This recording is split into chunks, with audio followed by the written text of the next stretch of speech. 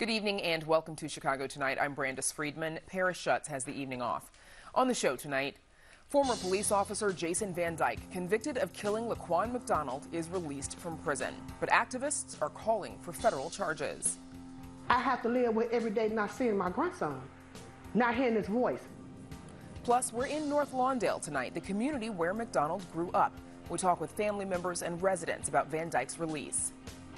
We are down 19% in homicides so far this year.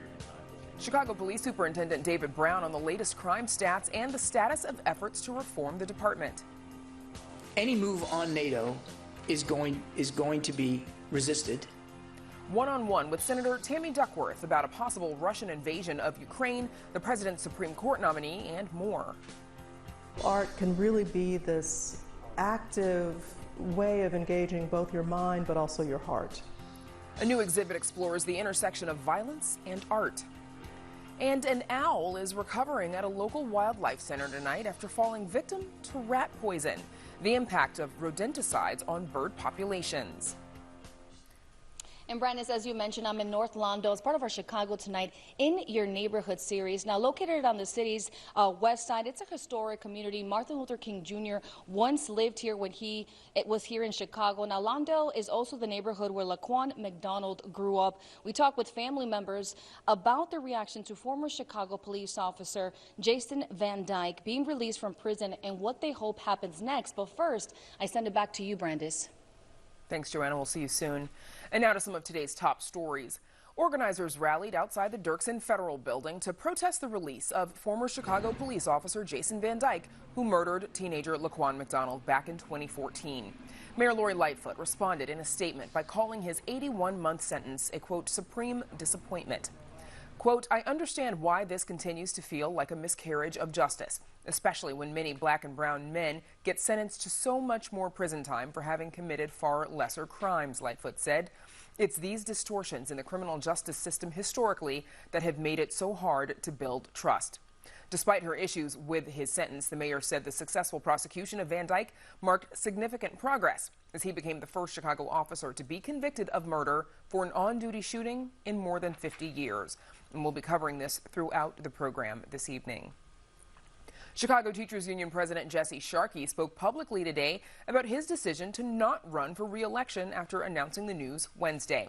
Sharkey says it's for both personal and professional reasons. Personally, this is a hard job. Certainly it's taken its toll, and I've been doing it for a long time, and it's time for me to do something different. I've never viewed the goal of being in office as is to accumulate influence or power and hold on to it for as long as possible. I don't think of this as a permanent job, never have. Sharkey has been with the union for more than 2 decades. He says he plans to return to teaching after his current term ends on June 30th. And be sure to tune in next week for our one-on-one conversation with Jesse Sharkey. We may be suffering through the season's biggest week of snow, but Chicagoans have something to look forward to. Once again, the city will have a full slate of festivals this summer after so many were scaled back or canceled by the COVID-19 pandemic. The Chicago Blues Festival, the Chicago Jazz Festival, and the Chicago Air and Water Show will return this summer at pre-pandemic size and scope. However, only a bite-sized version of A Taste of Chicago will be happening at Grant Park, with pop-ups returning to many Chicago neighborhoods. You can find more details on our website. Up next, we begin our coverage of the release of Jason Van Dyke from prison. Stay with us. Chicago Tonight is made possible in part by Alexandra and John Nichols, the Jim and Kay Mabey family, the Polk Brothers Foundation, and the support of these donors.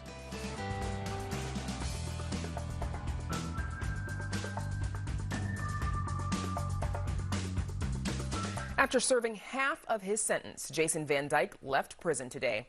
The former Chicago police officer received an 81-month sentence in 2019 for killing black teen Laquan McDonald. WTTW News reporter Matt Masterson joins us now with more. Matt, remind us what were the charges that Van Dyke went to prison for? So Jason Van Dyke initially went to trial on charges of first-degree murder and 16 counts of aggravated battery. That was one for each of the shots that he fired at Laquan McDonald.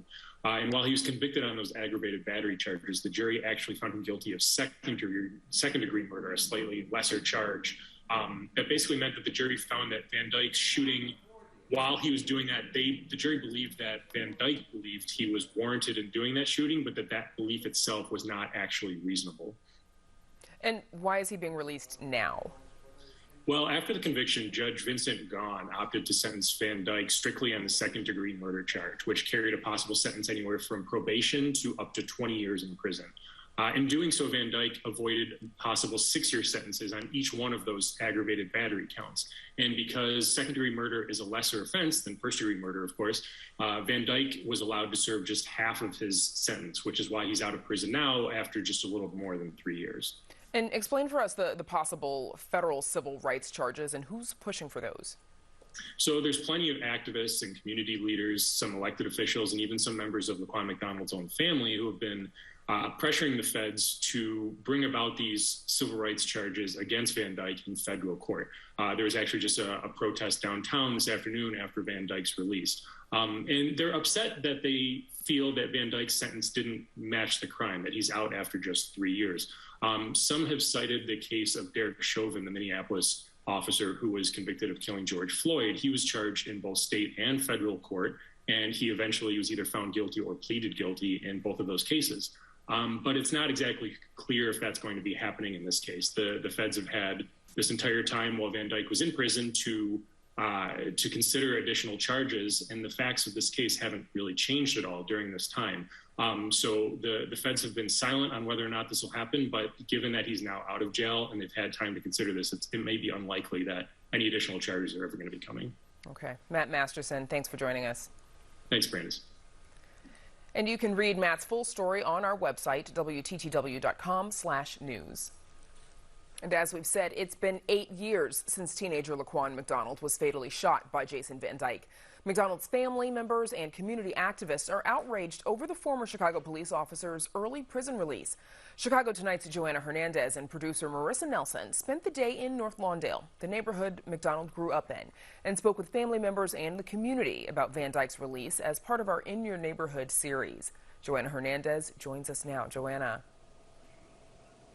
Brandis, Laquan McDonald would have been 25 this year. His grandmother tells us this is the neighborhood he was born and raised in, and she said she is torn about the early release of former officer Jason Van Dyke.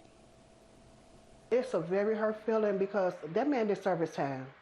He did not serve his time. That man took my firstborn grandchild from me. I would have been all right if they had just tased him. I would have been all right if they had just beat him up, but he would have still been alive.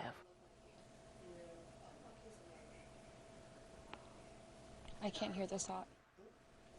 Can you? Tracy Hunter says she's hanging on to memories she has of her grandson. She shares people called him Bon Bon, and Laquan liked to make jokes, dance, and ask his grandma what she was cooking. His family is still dealing with the loss. His life wasn't so easy, but it wasn't bad. It wasn't bad. You know? Yeah.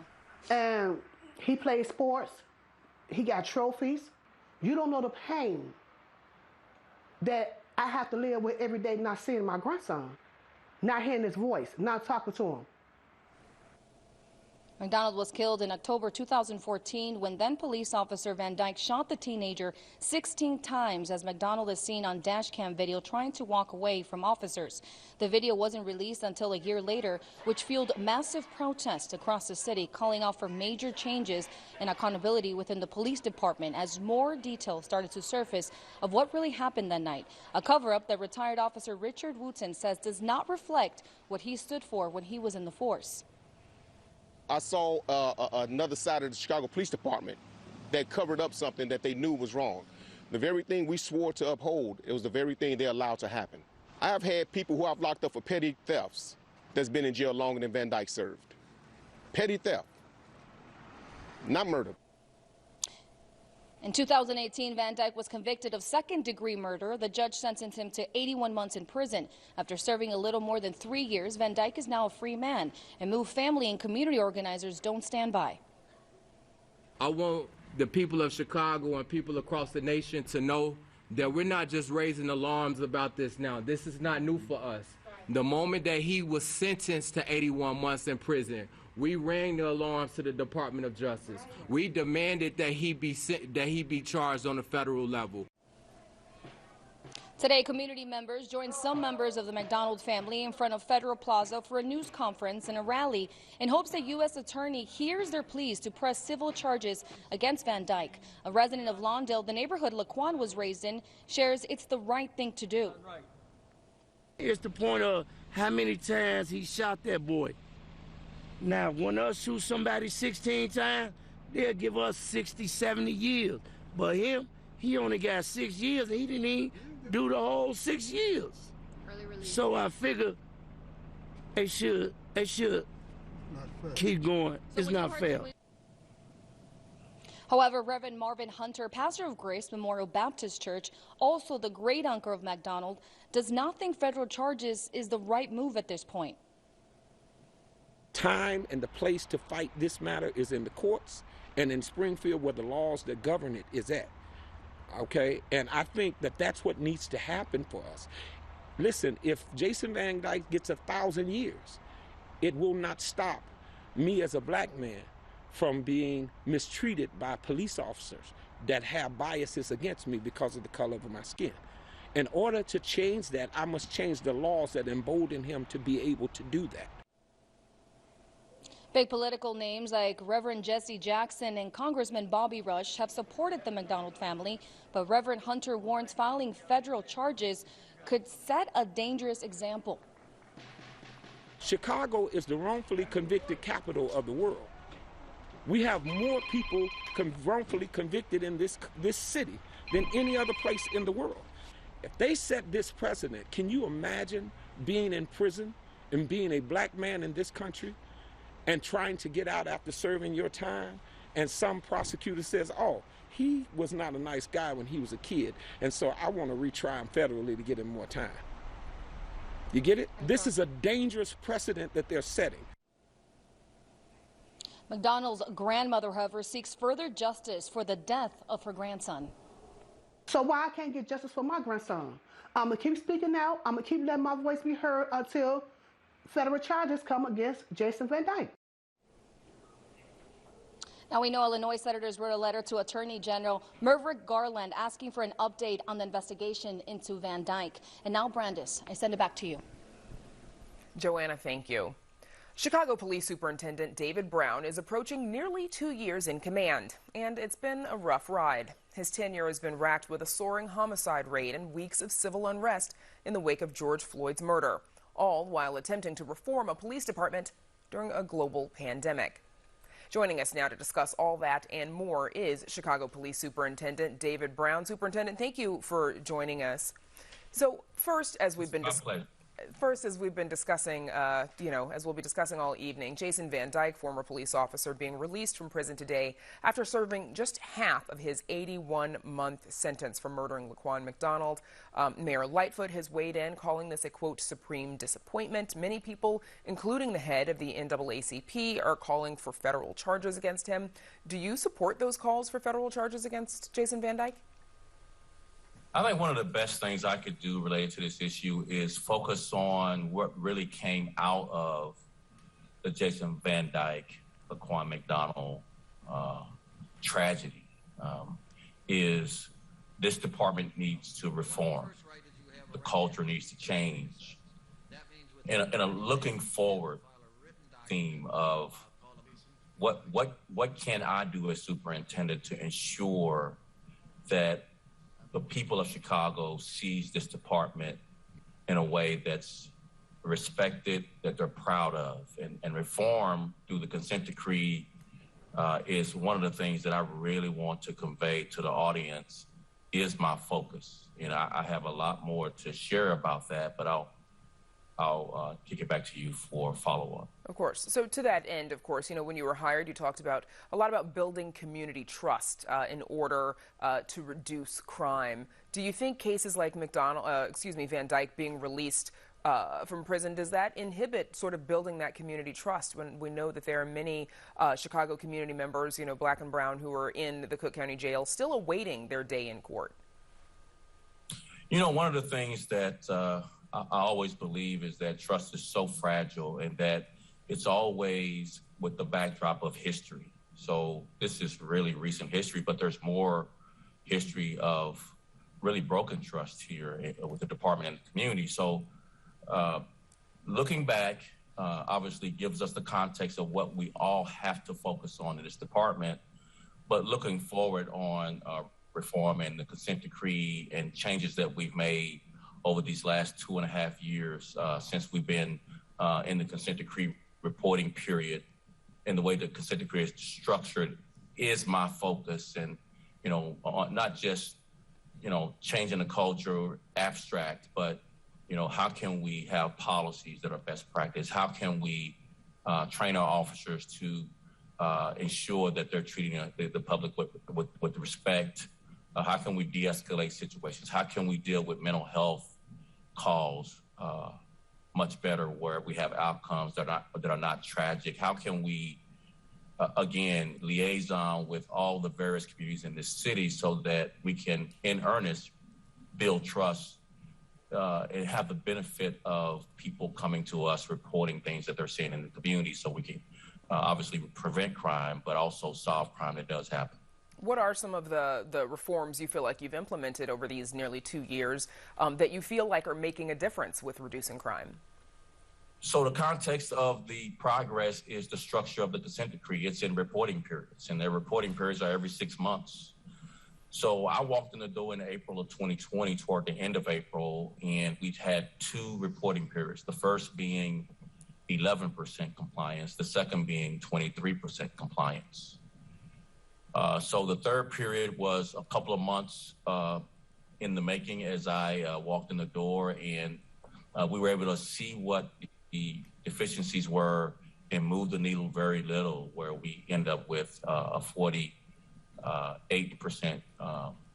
compliance with the paragraphs.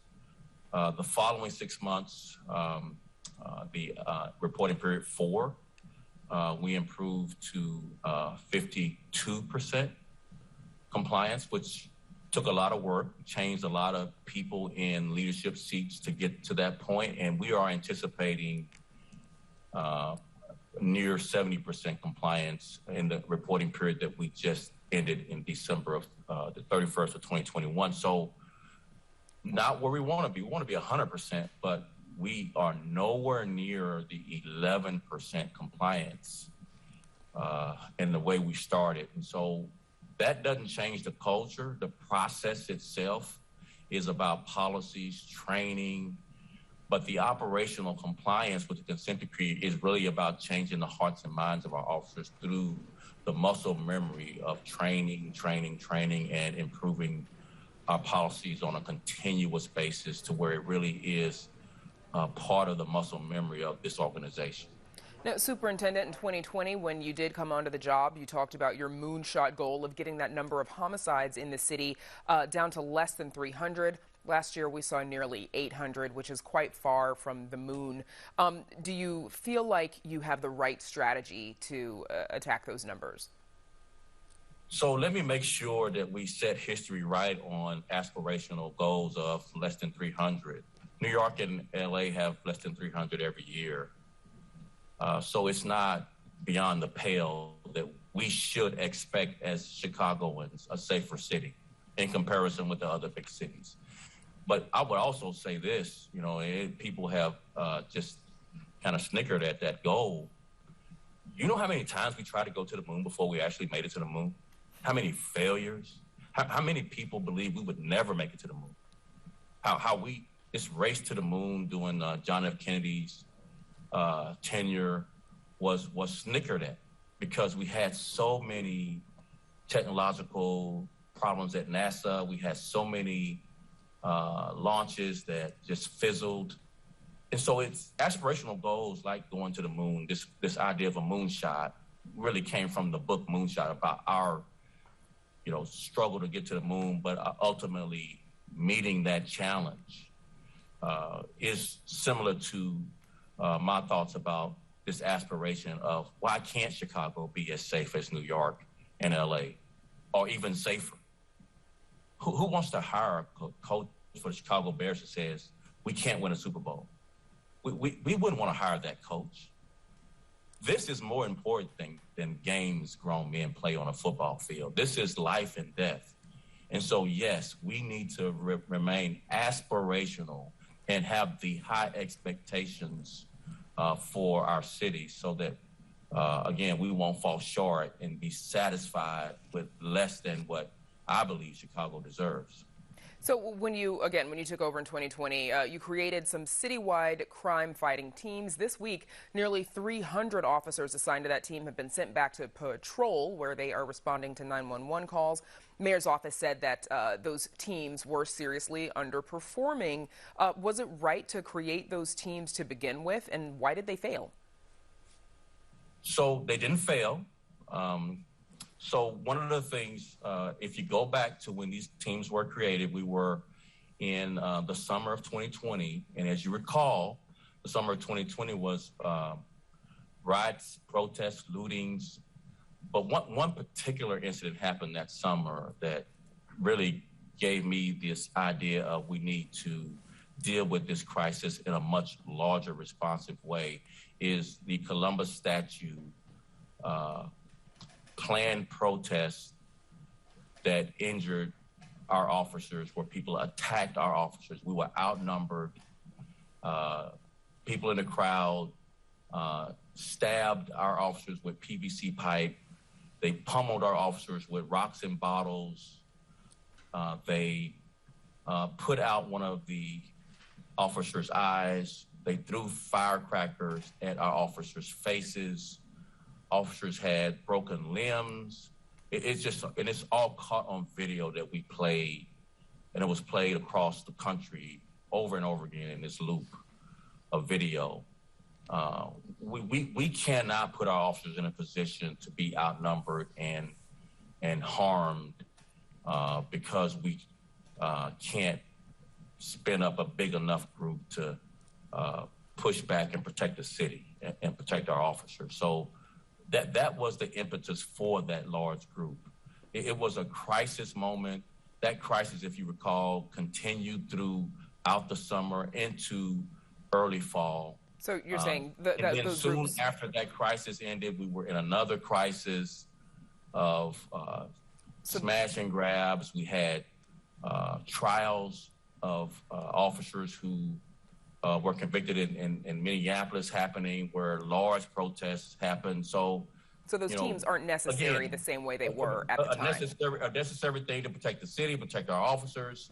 And as we're unwinding those large work groups, we're getting back to the day-to-day nuts and bolts, blocking and tackling of beat patrol as the priority and foundation for policing. And that is the dynamic of what's happened. I know there's been a lot written and a lot rumored and gossiped about how we got to a large team, but how we got to a large team was because of a crisis of civil unrest and looting. And how we're unwinding that team, we're doing it as respectfully as we can to our officers' work schedules.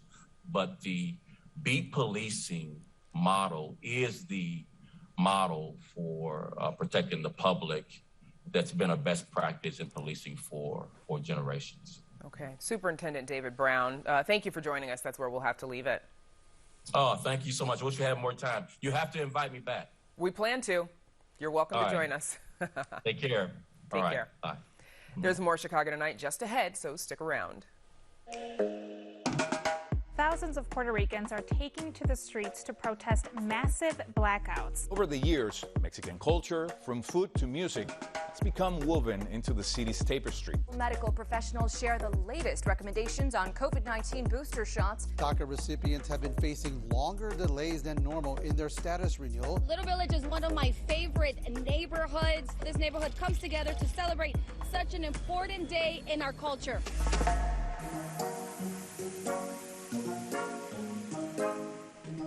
And now to Joanna, who spent the day in North Lawndale on the city's west side as part of our In Your Neighborhood series. Joanna. Thanks, Brandes. We're now here with Krista Hamilton, the CEO and president of UCAN, an organization based in Lawndale. Thank you for joining us tonight. Thank you. Now, I want to start off. One of the reasons we are here today is because of the release of Van Dyke, but also because Laquan McDonald was raised here. Now, I have to ask you, what is that feeling like? What are you feeling? What are you thinking about today? Especially because the services that are here, they really focus on trauma. Yeah, my first thought is we have so much work to do in our justice system. But then my second thought is I'm very glad and proud to be here.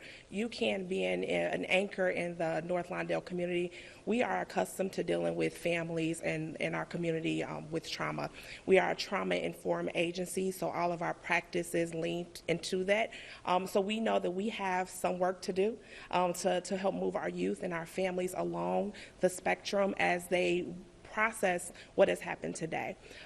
We have lots of peaceful practices that we use. So we'll be, having meetings and workshops and sessions with our families and our youth to process, how they move forward from this. And talking about that, UCAN has been around for about 152 years and moved to Lawndale in 2016. Can you tell me more about the organization's work? I know you started telling us a little bit right now. Absolutely, absolutely. So I'm newish to UCAN still. I started back in September, and I am just so inspired by the work of this organization. UCAN is 153 years old. We started as an orphanage for youth that were disconnected from their families during the Civil War. Even still today, that's still our mission. We work with the Department of Children and Family Services to help kids as they are put into the child welfare system. So currently we serve over 20,000 families across the state of Illinois. We continue to, keep our vision ahead of us, which is youth that have suffered trauma can be our next future leaders. Wow, and now I do want to ask, how has COVID impacted the youth in your residential program? Oh my gosh, it has in the foster system as well. Absolutely. As you can imagine, right here on our North Lawndale campus, we can house 70 youth in our residential program, which means this is home for them 24 hours a day. So just imagine they already are disconnected from a normal life. COVID, we were shut down for over a year, and they were stuck here, right? No school, not even the small things that kept them normal. So we had to pivot like everyone else across the city of Chicago. We are a community responsive organization, which means we had to do what the community needed. We started delivering food boxes. We started giving out emergency funds. Those are the things that we had to do, instead of our regular programming, just to ensure that the community was safe. And you said you're fairly new. I am. So I need to ask you, what is something that you're looking forward to? What is a program that you want to work on when you decided to take on this task? What is something that came to mind that you wanted to do for UCAN? Oh, that's a great question. My primary focus right now is violence reduction. In the North Lawndale community, we partner very closely with other organizations, and we are determined to reduce the violence in North Lawndale. Over the last couple of months, several children and young people have been murdered, and we want to stop that. We want to make that something that is far and few in between if it ever happens again. Would you say it's also personal? I also saw your little one running around here. Absolutely, it is personal. I started this work in 2014, and my nephew was shot and killed in the Inglewood community. So I know personally what it's like to grieve and to go through that process and to lose a loved one. So it is very personal for me each and every day that I come to work. I don't want another family to go through what we went through. And you said you're from Chicago. You're from the neighborhood. Chicago, yes. This is home yes. for you. So you're excited about this new position. Now, I want to ask you, lastly, UCAN hosts a Polar Peace March in January, which has been postponed until April. Can you tell us a little bit about it? I'm excited. This is going to be my first Polar Peace March as well. It's going to be April 10th. We partner with St. Paul's United Church. Come on out. Please feel free to join us. You can register at polarpeacemarch.org. And we'll be out there. It's a 1.4-mile march.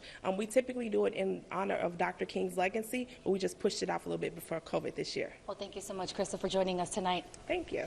And stay tuned. Up next, we talk to another local organization. But first, I send it back to you. Joanna, the Polar Peace March will be a little bit warmer in April, hopefully. Thanks. We'll see you soon. Still to come on Chicago.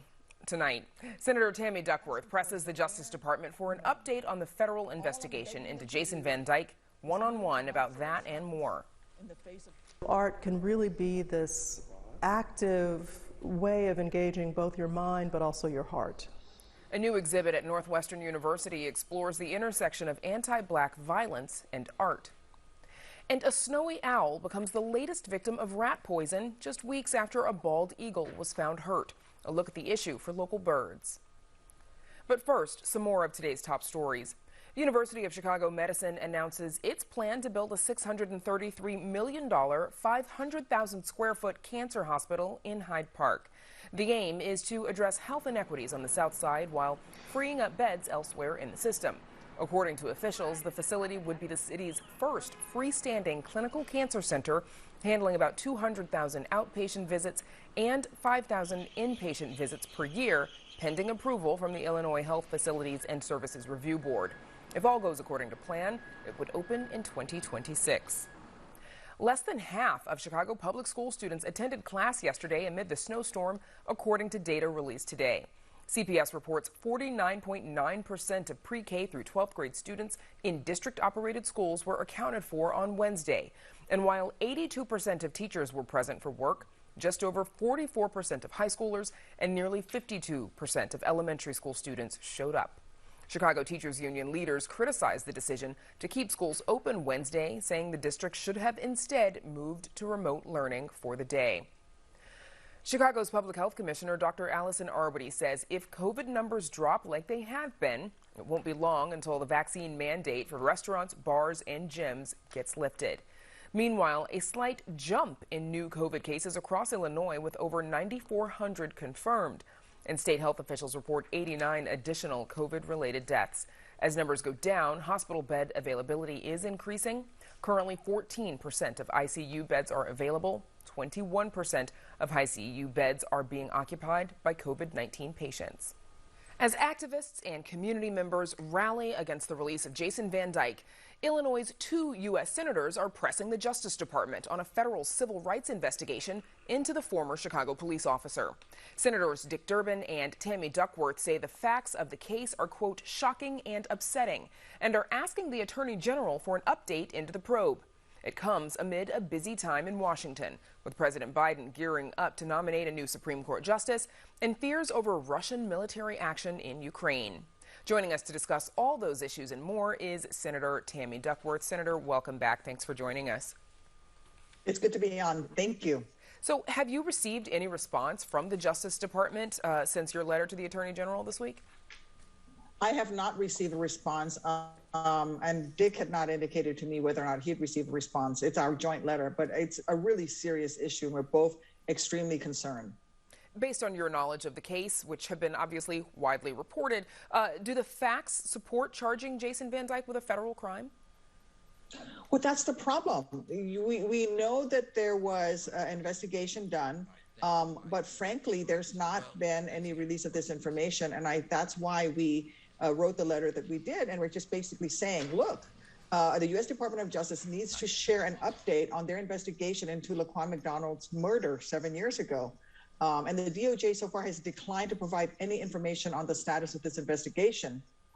I think, and I know Chicagoans deserve answers, and I think the DOJ needs to examine and pursue any well-founded civil rights violations that may have happened. But the problem is we don't know what all the facts are because DOJ has not shared that information with us.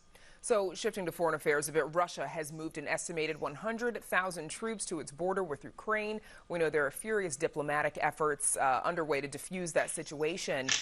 Here's some of what Pentagon spokesman John Kirby said about Russian President Vladimir Putin yesterday. We still don't believe he's made a decision to further invade Ukraine. And if he does further invade Ukraine, obviously there's going to be consequences for that, but he has many options and capabilities available to him as to how he might do that. And we simply don't know. We want to make sure that he knows any move on NATO is going to be resisted. Senator, are we able to prevent, is there a chance to prevent a war here? Well, I think there is a chance to prevent a war, and that's why negotiations are ongoing.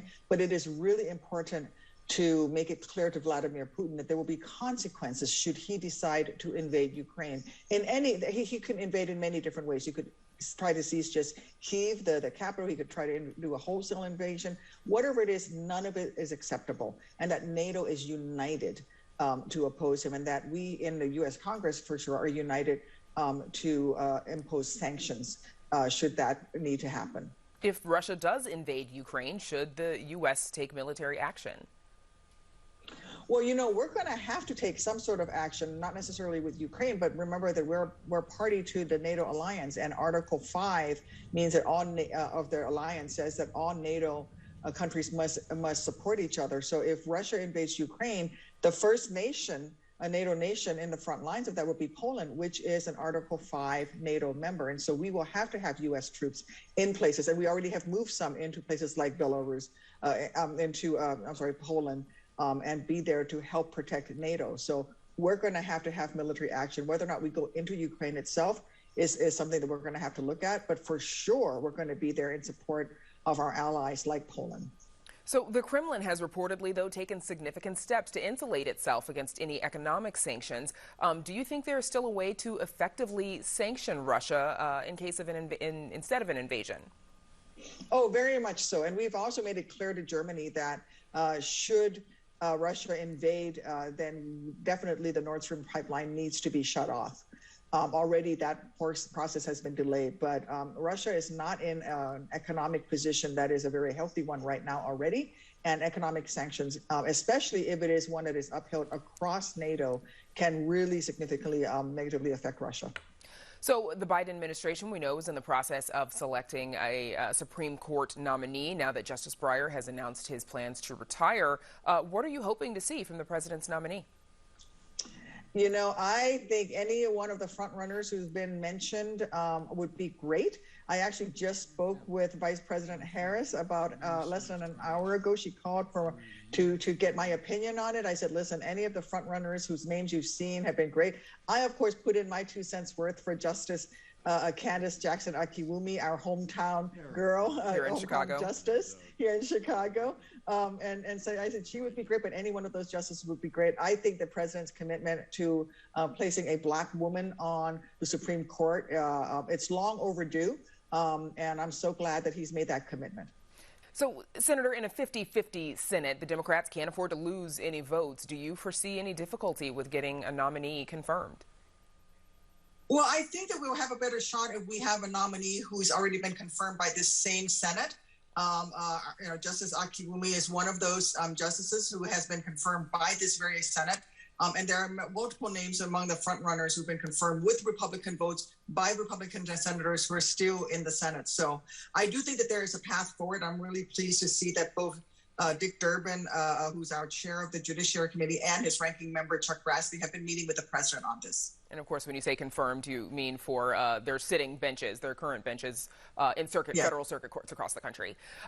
Yes. You appeared virtually at a rally this week, speaking out against anti-Asian American hate crimes, which have risen dramatically in the last 2 years. You've also worked on legislation on this issue signed into law last year. What more needs to be done to combat this problem? Well, we have to implement some of the portions of the law that was signed into law this year to include training of police officers and training of police forces to recognize violence against Asian Americans. A lot of times what happens is that when there's violence against Asian Americans, it's not reported as a race crime, but simply as a burglary or something like that, but not as a hate crime. So we have to teach people to recognize that if somebody is picked to be the victim because they're Asian, then that is a hate crime. And we really do have to elevate and the issue and make sure that people know that this is a real problem, because people really don't think of Asian Americans as often being the victims of these crimes. Yet it's Asian women, and in particular elderly Asian women, who have really been targeted over these past years, and especially within this past year. Now, the Army Corps of Engineers just budgeted more than $200 million for the waterway barrier in Illinois to keep invasive carp out of the Great Lakes. Some regional elected officials, including Governor Pritzker, want the federal government to pay for the full project rather than having Illinois chip in part of the cost. Do you think that's a possibility? I'm going to try very hard to make it a possibility. I'm very pleased that after lots of pressure, the Army Corps of Engineers did come through with this money, and that was thanks in part to the bipartisan infrastructure deal, but also because I put a lot of pressure on them. This past year, I became chairwoman of the Air-Land Subcommittee of the Armed Services Committee, and that is in charge. That committee is in charge of all of the Army. So I was able to put some pressure on them I'm glad we're going to get the project moving, but we'll do everything that we can, and I will do everything that I can to try to make sure that the state is reimbursed as much as possible. This is not just an Illinois issue. This is a regional issue. We're keeping these fish from getting into the Great Lakes, which is going to cost tens of billions of dollars in damage to the environment, as well as to commercial fishing and outdoor recreation across not just all the many states on the Great Lakes, but also 2 provinces in Canada. So this, I think, is far greater than just Illinois, and Illinois should not be stuck footing the bill by itself. The president recently signed an executive order making sexual harassment a distinct crime in the military under its Uniform Code of Justice. What work still needs to be done to ensure that harassment and abuse are not tolerated in the military? Well, I think that we need to implement the law. I voted for that piece of legislation and, in fact, helped to craft it to make sure that we don't tolerate sexual harassment and retaliation within the military. The key thing that happened here is that we're moving the investigation and prosecution of these crimes out of the chain of command, something that advocates have been advocating for a very long time. But we have to go back, and this is a maintenance issue. This is something that we have to continually be working on so that when we bring in new recruits into the military, from day one, that they are not subject to sexual harassment. And we're going to provide a lot of oversight on this. There's a bipartisan group of female senators in particular that are watching this in the Senate. I partner with Joni Ernst, who's the Republican she's also an Army veteran like me, and we work very closely on this. Okay. Senator Tammy Duckworth there in Washington, D.C., thank you for joining us. It's my pleasure. Thanks for having me on. Up next, we check back in with Joanna Hernandez, who's reporting live from Chicago's North Lawndale community. But first, a look at the weather.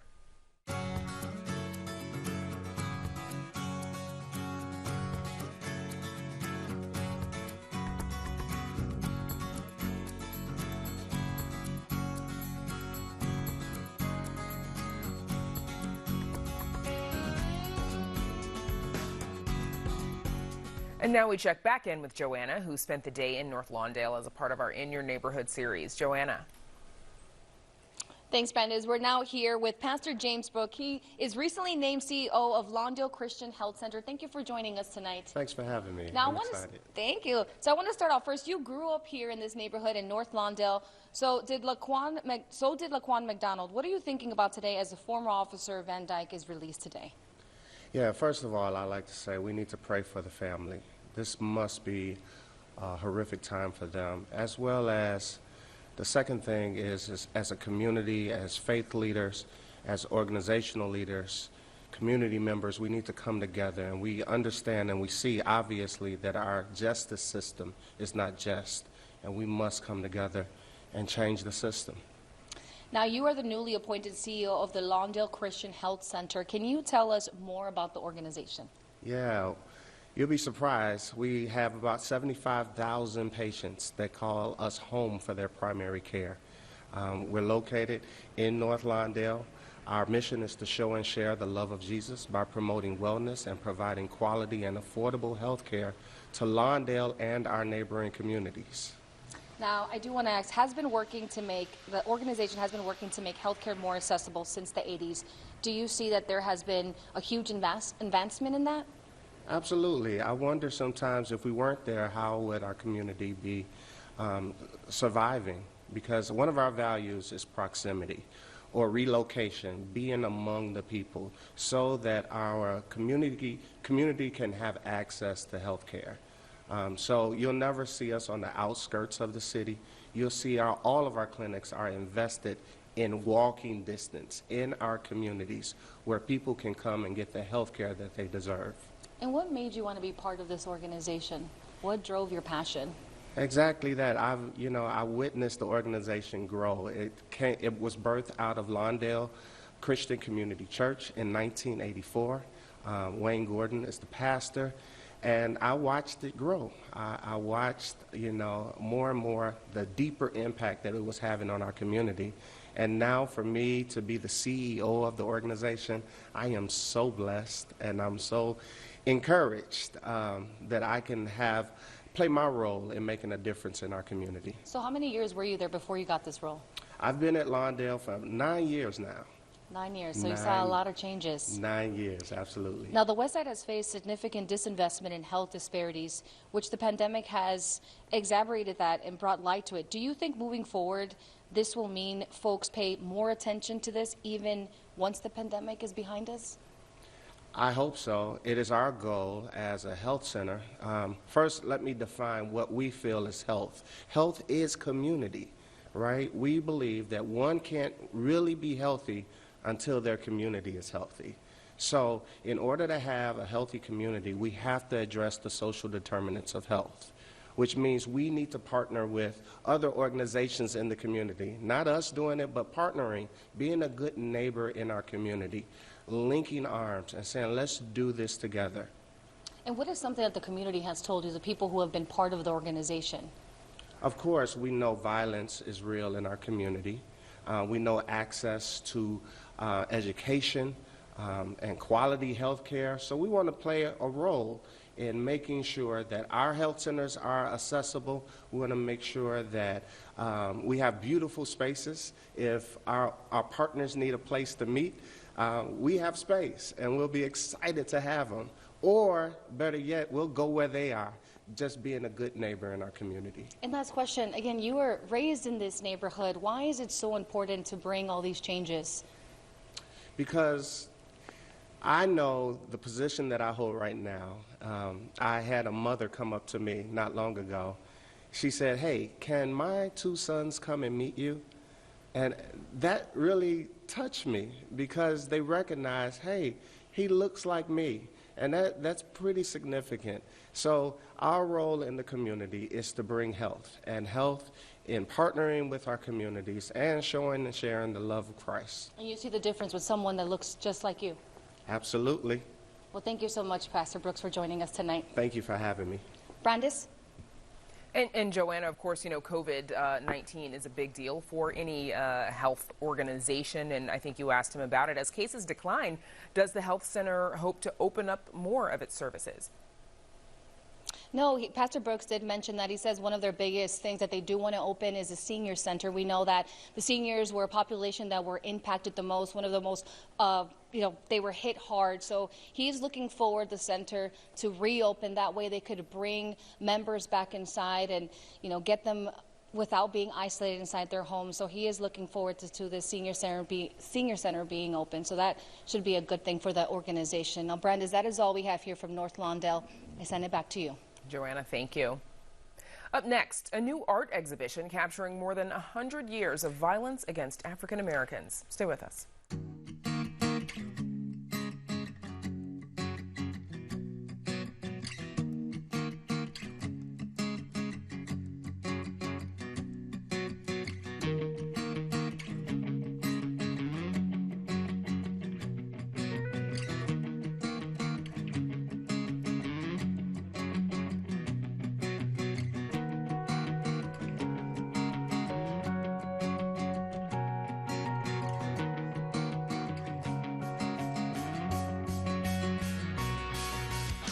A new exhibit is exploring race relations in America, dating back to the 1800s. The exhibit spotlights the country's racism in a visual history lesson, showcasing the intersection of violence and art, while also encouraging reflection.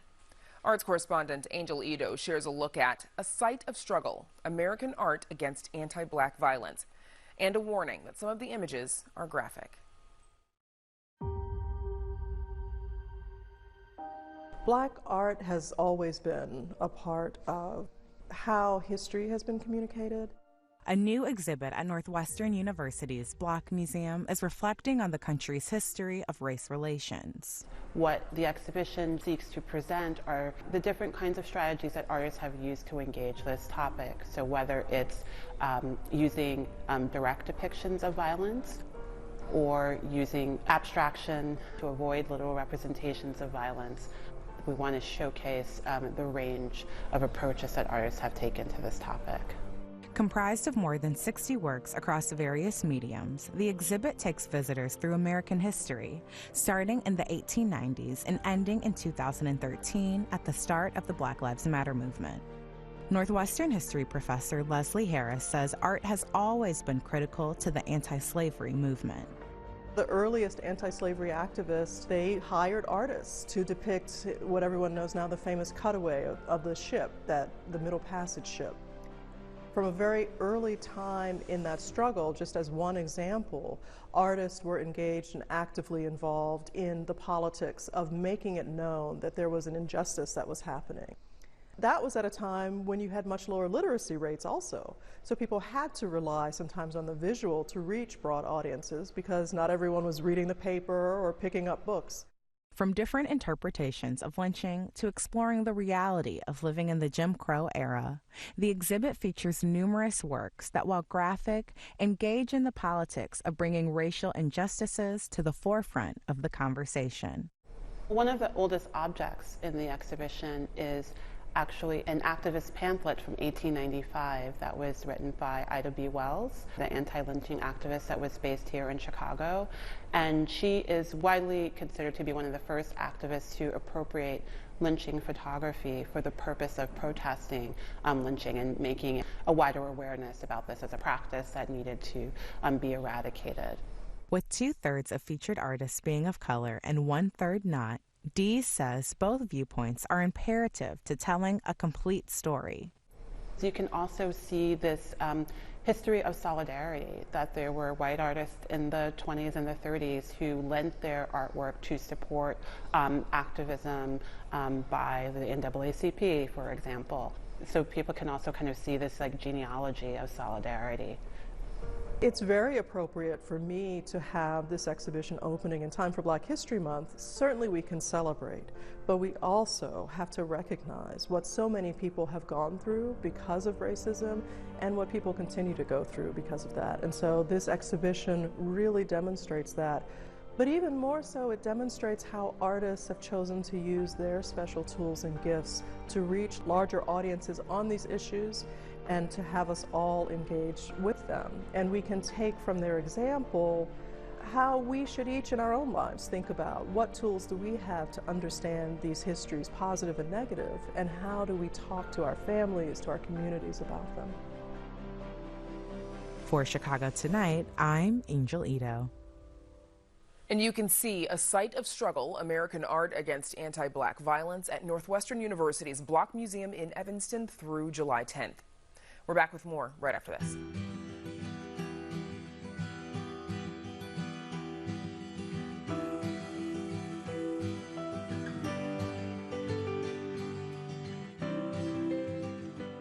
Don't ever miss Chicago Tonight. Subscribe to our podcast. Get a daily download of our show delivered to your desktop or mobile device. Go to WTTW.com/Chicago Tonight podcast and subscribe. An Arctic snowy owl is recuperating tonight after coming across poison meant for rats and mice. It's the second feathered victim of rat poison to have arrived at Willowbrook Wildlife Center so far this year. WTTW News reporter Patty Wetley joins us now with more details. So, Patty, volunteers with the Chicago Bird Collision Monitors found a snowy owl that was grounded with bloody legs and feet earlier this week. What happened and what kind of treatment is the owl getting now? Yeah, so they were able to take it to Willowbrook Wildlife Center in DuPage County, which is, a great operation there. And they found that the bird had a small cut on one of its feet that was just bleeding profusely. And they kind of recognized the symptoms and were able to ascertain after running some tests that the bird's blood wasn't clotting and that its red blood cell count was really low, which is a classic case of the bird having fallen victim to a specific kind of rodenticide, which causes anticoagulation, and the bird was just going to bleed and bleed and bleed. Yeah, so any minor little cut could not be exactly. clotted. This is the second time in recent weeks that a bird has been brought to the Wildlife Center for rat poison treatment. What do we know about rat poison and birds in about 35 seconds? Yeah, well, earlier this year, a bald eagle was brought in, same issue, bleeding profusely. And the problem is these very powerful, potent rodent poisons, the rodents eat them, then the birds prey on the rodents. And these poisons are so powerful that they end up in the bird's system as well. And, you know, we might want to get rid of rats, but we're not trying to get rid of bald eagles. So really need to read bottles of poison and not use things that have anticoagulants in them. Just for starters. Just for starters, yeah. I'm sure there's more. Okay, yes. Good to know. Patty Whiteley, thanks so much. Thanks, Brandis. And you can read Patty's full story on our website. It's all at WTTW.com/news. And we're back to wrap things up right after this. Chicago Tonight is made possible in part by Alexandra and John Nichols, the Jim and Kay Mabey family, the Polk Brothers Foundation, and the support of these donors.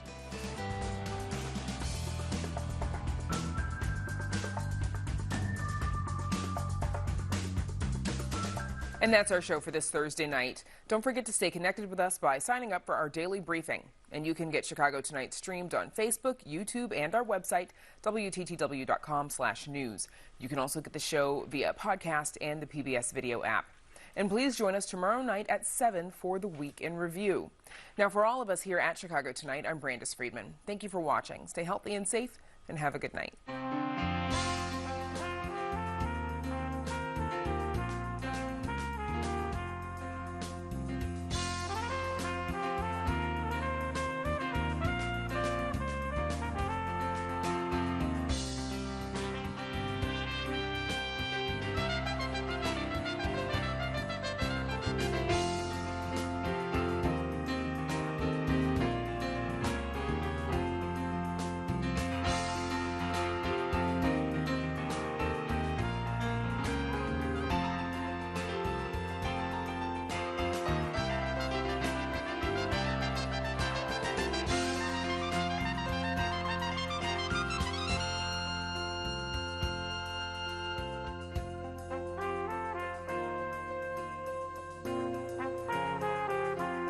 Closed captioning is made possible by Robert A. Clifford and Clifford Law Offices, a personal injury law firm pleased to give back to the community through numerous charitable initiatives.